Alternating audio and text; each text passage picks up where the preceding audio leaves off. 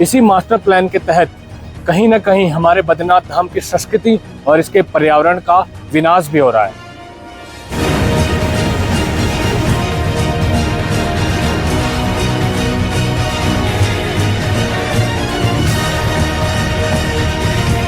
बद्रीनाथ धाम एक तीर्थ स्थल है, या मैं कहूँ तीर्थ स्थल था।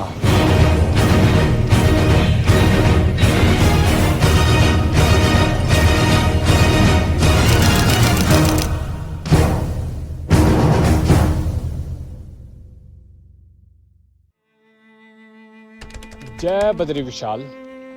आज मैं हूँ बद्रीनाथ धाम में, जो कि हिमालय की गोद में बसा हुआ एक सुंदर सा धार्मिक स्थल है, जिसकी समुद्र तल से ऊंचाई लगभग 10,500 फीट है। बद्रीनाथ धाम एक तीर्थ स्थल है, या मैं कहूँ तीर्थ स्थल था मैं इसलिए कह रहा हूँ क्योंकि बीते कुछ समय से हमारे जो धार्मिक स्थल हैं वो पर्यटक स्थल बनते जा रहे हैं।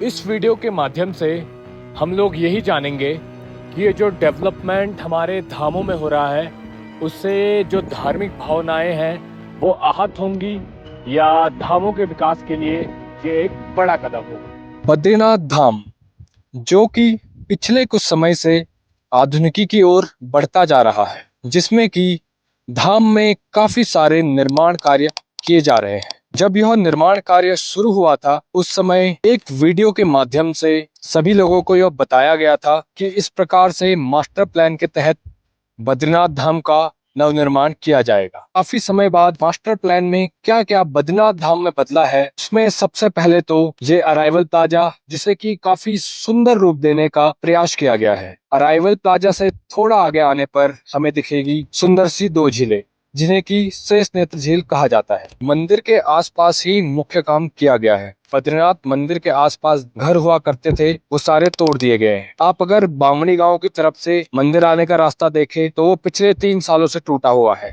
रिवर फ्रंट का काम अगर आप लोग देखें तो उसमें पिछले कुछ सालों से ज्यादा इम्प्रूवमेंट देखने को नहीं मिला है। हालांकि रिवर फ्रंट कैसे बनेगा, इसको एक वीडियो के माध्यम से हमें पहले बताया गया था। तप्त कुंड के आसपास देखें तो यहाँ पर अभी ज्यादा छेड़छाड़ नहीं किया गया है। यहाँ से आगे ब्रह्म कपाल की ओर देखें तो यहाँ पर टीन शेड बनाकर श्रद्धालुओं के लिए सुविधानुकूल बनाया गया है। नदी का प्रवाह जो कि बरसात में काफी बढ़ जाता है, उससे बचने के लिए नदी के दोनों ओर सुरक्षा दीवार का काम भी किया जा रहा है। सड़क पहले के मुकाबले काफी अच्छी हो गई है। बद्रीनाथ धाम में एक बाईपास रोड भी बनाया गया है। इतने सारे काम एक हिमालय धाम में किए जा रहे हैं, जिसके कि बहुत सारे सकारात्मक और नकारात्मक प्रभाव हो सकते हैं।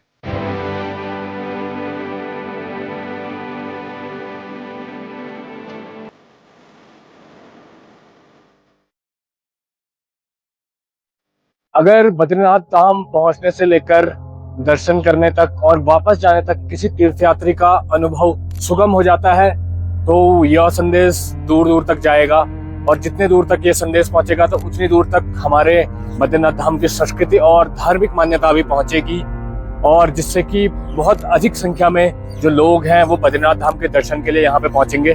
अगर अधिक संख्या में लोग बद्रीनाथ धाम में दर्शन के लिए पहुंचते हैं तो इसका प्रभाव एक छोटे प्रसाद बेचने वाले से लेकर जो बड़ा होटल व्यापारी है उस तक पड़ेगा, क्योंकि आप सभी को पता है बद्रीनाथ धाम के जो लोकल्स हैं वो तीर्थयात्रियों पर भी अपनी आजीविका को निर्भर करते हैं, और अगर यात्रियों की संख्या में वृद्धि होगी तो सीधी सीधी बात है कि लोकल्स की जो आजीविका है उससे भी वो बढ़ेगी, और अगर आजीविका बढ़ेगी तो और अधिक लोगों को यहाँ पर रोजगार मिलेगा। जितनी संख्या में श्रद्धालु धाम में दर्शन के लिए आएगा तो उनको व्यवस्था देने के लिए उतने लोगों को काम पे भी लगाना पड़ेगा, जिसके चलते बेरोजगारी की जो समस्या है वो भी कुछ हद तक दूर हो सकती है। मास्टर प्लान के तहत बद्रीनाथ मंदिर के निचले इलाके जो कि अलकनंदा नदी के किनारे हैं, उन पे सुरक्षा दीवार बनाने का काम किया जा रहा है, जो कि पानी बढ़ने की स्थिति में काफी हद तक सही साबित हो सकते हैं, क्योंकि बरसात में आप लोग देखते हैं जो अलकनंदा नदी है या जो बाकी जो भी हिमालय से निकलने वाली नदियां हैं उनका जलस्तर काफी बढ़ जाता है। तो अगर मंदिर के नीचे सुरक्षा दीवार बनाई जाएगी तो इस दीवार के चलते पानी बढ़ने की स्थिति में भी भूस्खलन या भू कटाव जैसी स्थिति पैदा नहीं होगी। पहले जो बद्रीनाथ मंदिर के आसपास का एरिया था वो काफी कंजस्टेड था। आसपास में बहुत सारे मकान थे जिनको मास्टर प्लान के तहत अब तो तोड़ दिया गया है, और इसका उद्देश्य ये है कि अगर मंदिर के आसपास का एरिया दिव्य और भव्य दिखेगा तो ये देखने में भी अच्छा लगेगा और जो श्रद्धालुओं का अनुभव है उसको भी और बेहतर बनाएगा।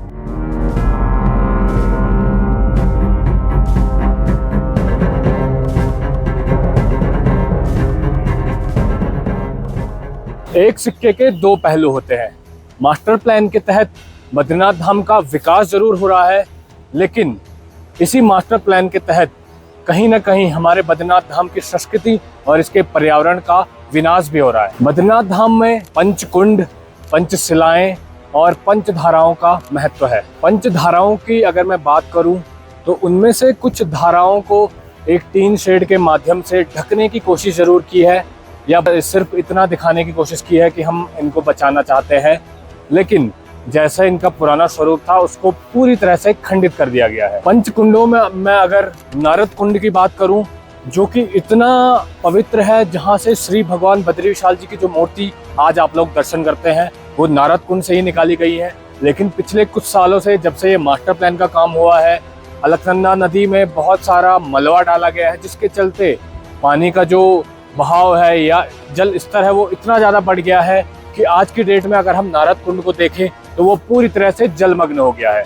बद्रीनाथ धाम, जहाँ पर साक्षात नारायण ध्यान मुद्रा में बैठे हुए हैं, यहाँ पर प्रकृति तक किसी भी प्रकार का शोरगुल नहीं करती है।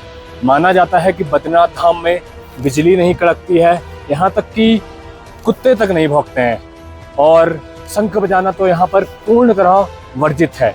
लेकिन पिछले कुछ समय से जो मशीनों की गड़गड़ाहट बद्रीनाथ धाम में गूंज रही है, तो क्या इससे बद्रीनाथ धाम की दिव्यता पर कुछ फर्क नहीं पड़ेगा?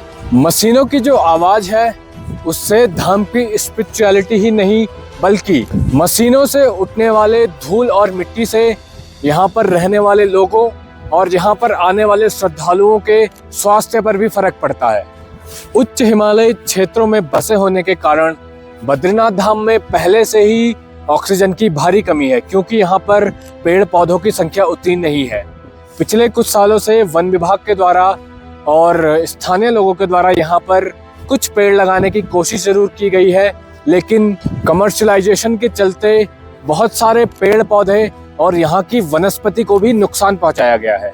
प्राकृतिक आपदाएं जैसे भूस्खलन, हिमस्खलन और भूकंप के लिए बद्रीनाथ धाम काफी संवेदनशील जगहों में आता है। आपदा प्रबंधन बोर्ड द्वारा बद्रीनाथ धाम को जोन 4 और 5 में रखा गया है।